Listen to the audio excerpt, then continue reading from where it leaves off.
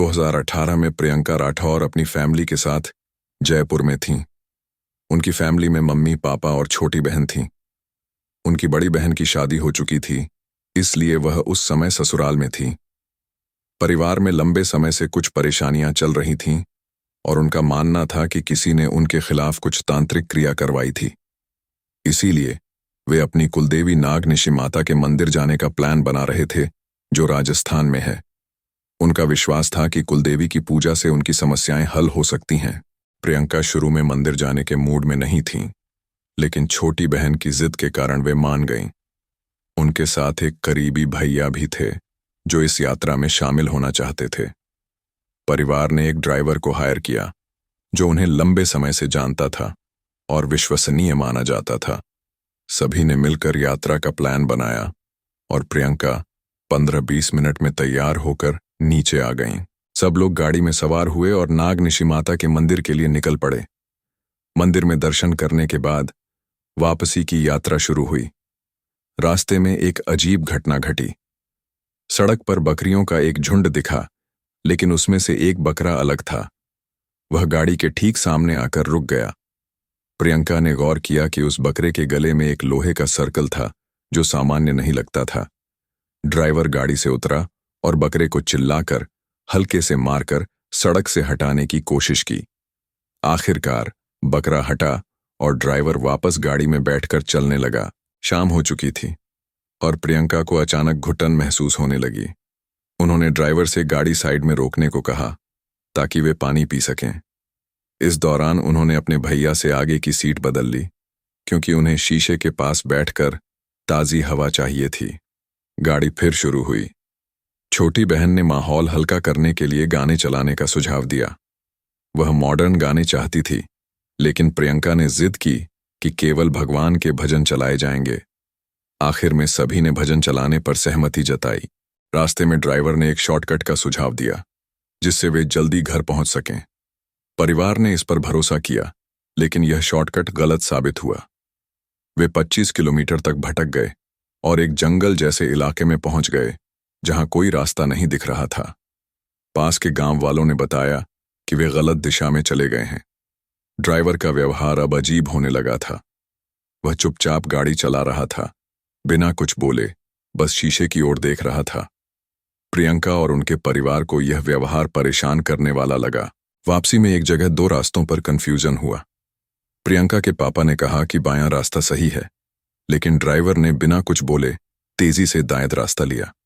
उसने गाड़ी की स्पीड इतनी बढ़ा दी कि अचानक गाड़ी एक खाई की ओर बढ़ी और 10 फीट नीचे जा गिरी। गाड़ी किसी तरह एक जगह अटक गई।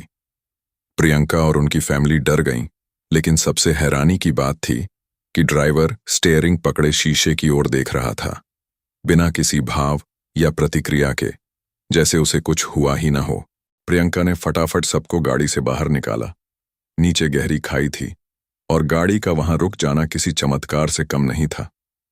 पास से गुजर रहे एक बाइकर ने उनकी लाइट देखी और मदद के लिए रुक गया। उसने पास के गांव से कुछ लोगों और एक ट्रैक्टर को बुलाया। गांव वालों ने गाड़ी निकाली और परिवार को पानी पिलाकर सांत्वना दी। हैरानी की बात थी कि किसी को एक खरोंच तक नहीं आई थी।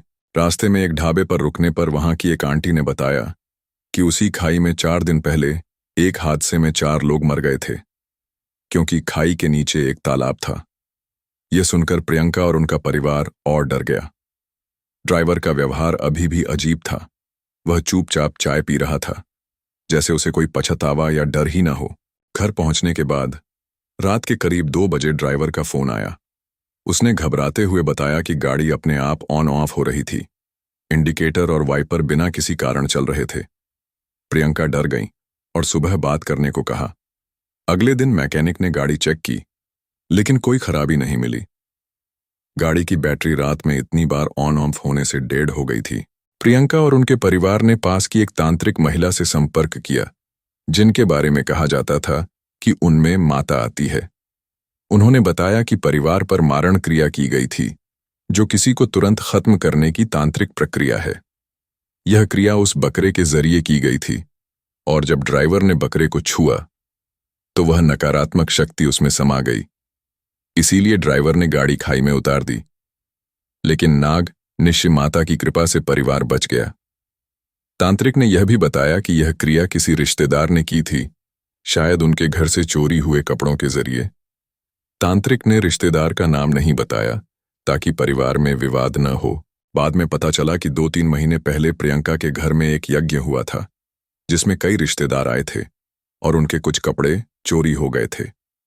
इस घटना के बाद प्रियंका का परिवार नागनिशी माता को और श्रद्धा से पूजने लगा। उनकी जिंदगी की परेशानियां धीरे धीरे कम हो गईं। प्रियंका का मानना है कि उनकी कुलदेवी ने उनकी रक्षा की और वे इस चमत्कार को हमेशा याद रखती हैं। दोस्तों, प्रियंका की यह कहानी हमें याद दिलाती है कि जिंदगी में कई बार ऐसी घटनाएं होती हैं जो हमें अपनी आस्था और विश्वास की ताकत का एहसास कराती हैं। अगर आपके पास भी कोई ऐसी अनोखी कहानी है जो रोंगटे खड़े कर दे या दिल को छू जाए, तो उसे हमारे साथ जरूर शेयर करें। स्क्रीन पर दिख रहे नंबर पर अपनी स्टोरी रिकॉर्ड करके भेजें और हम उसे आपके लिए बयां करेंगे। इस कहानी को अपने दोस्तों और परिवार के साथ शेयर करें ताकि वे भी इस चमत्कार से प्रेरित हो सकें।